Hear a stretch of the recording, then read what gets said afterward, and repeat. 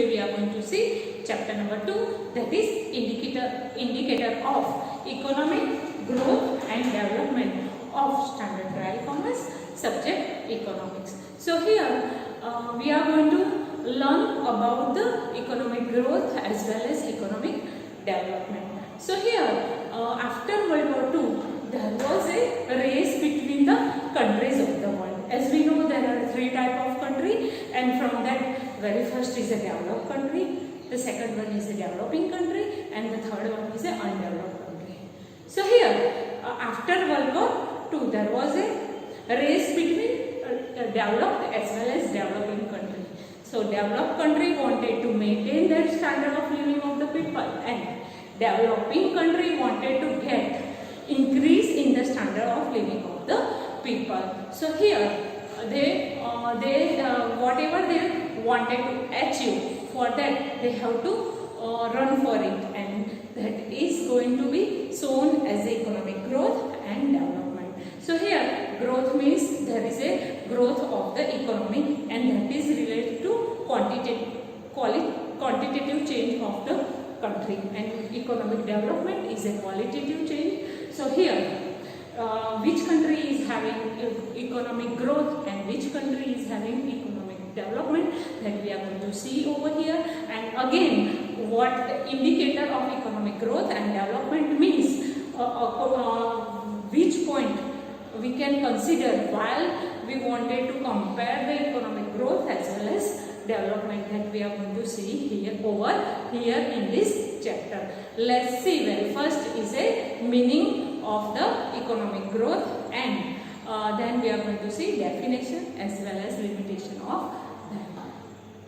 Okay, now let's see the meaning of economic growth. Here let's start with the introduction.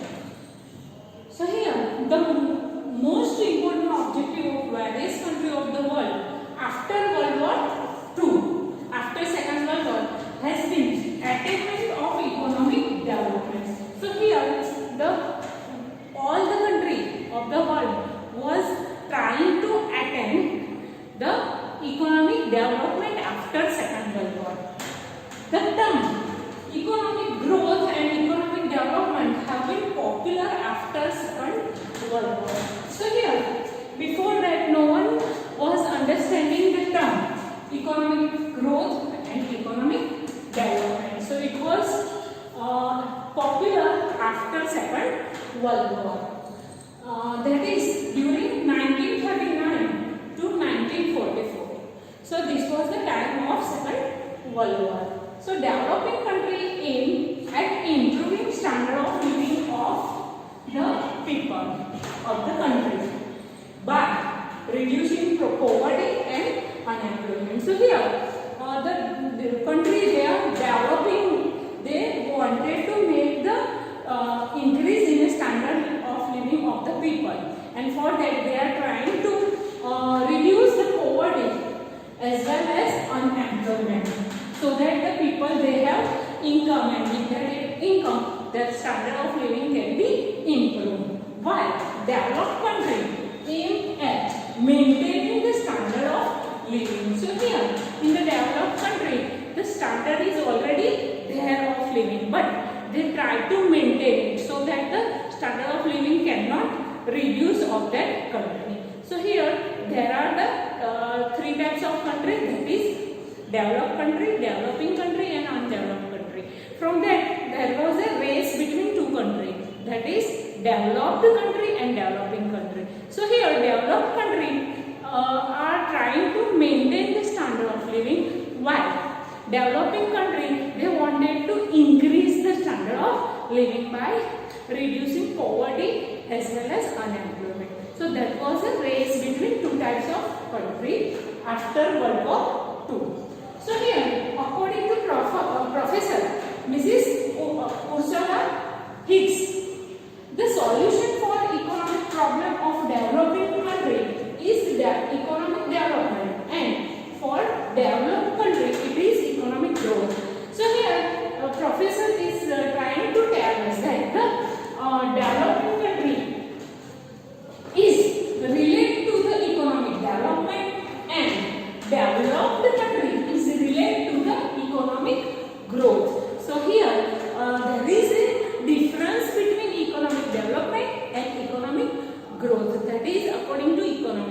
In a normal course, the normal people, they understand both of them is same. That means economic growth and economic development are the same. But according to the economics, it is the different. That means economic development is related to the developing country and economic growth is related to the developed country. That is related to Professor Hicks.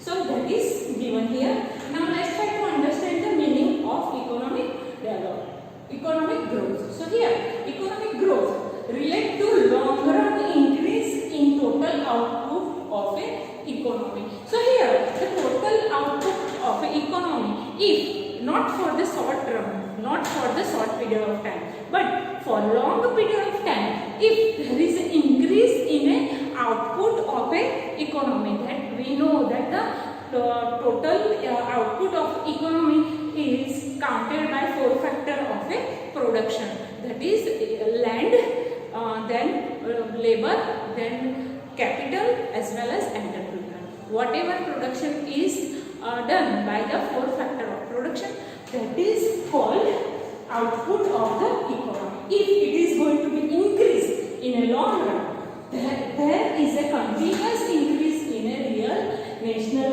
income and real per capita income of such country. If there is a increase in the production of a country, that production is going to be increased in a real national income as well as real per capita income. So national income, we know that that is counted by the total income of a 4 factor of a production, and per capita income is national income divided by population, that is called per capita income. If there is an increase in both of that means there is a economic growth is there. So if there is an increase in a real per capita income, such growth is possible due to the increase in the supply of factor of production and increase in their productivity. So if there is a supply of production is more and their productivity is more, then there is increase in real national income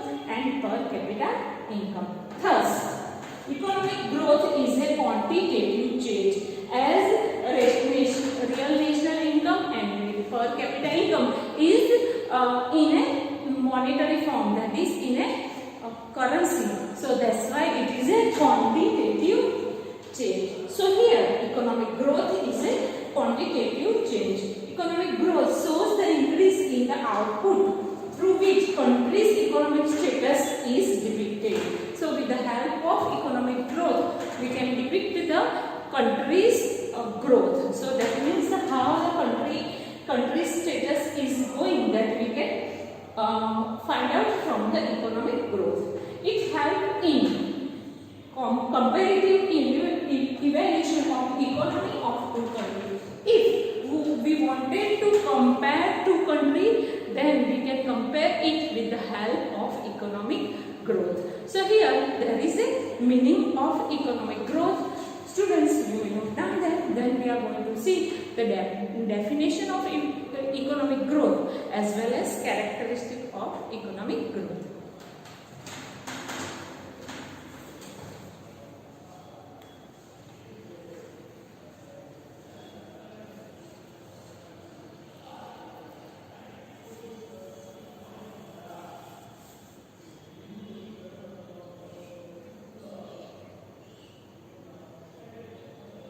Now let's see the definition of economic growth.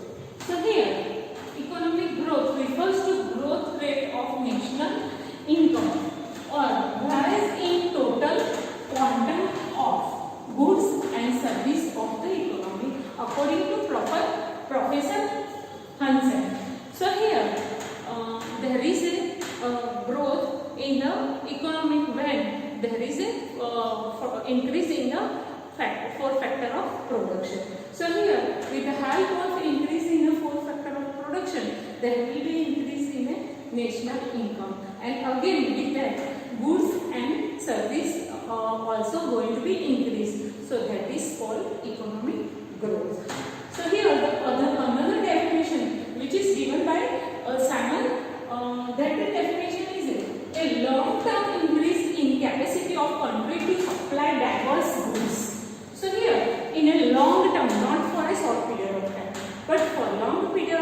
that if a country can supply the diverse goods, that means different type of goods in an economy, and to its people is known as economic growth.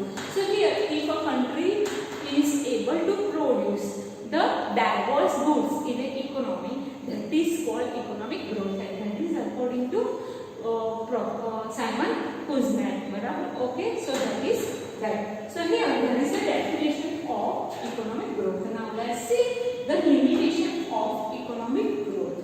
So here, as we know that the economic growth is related to the quantity. That means we are making the evaluation in terms of quantity. That can be in the national income. We are counting in the currency, that is for India it is rupees. Again, goods we are measuring in terms of kilogram or unit. So that is the here the first limitation is economic growth take into the consideration only quantitative change, but qualitative change is not going to be considered in the economic growth. So here it is only quantitative change will be noticed in a growth. The second one is in economic growth there is a rise in the national income, per capita income, but institutional and psychological change remain the same. So here with the national, if there is an increase in the national income, and again with that if per capita income is also increasing, so with that the psychological change of society must be there, institutional change must be there.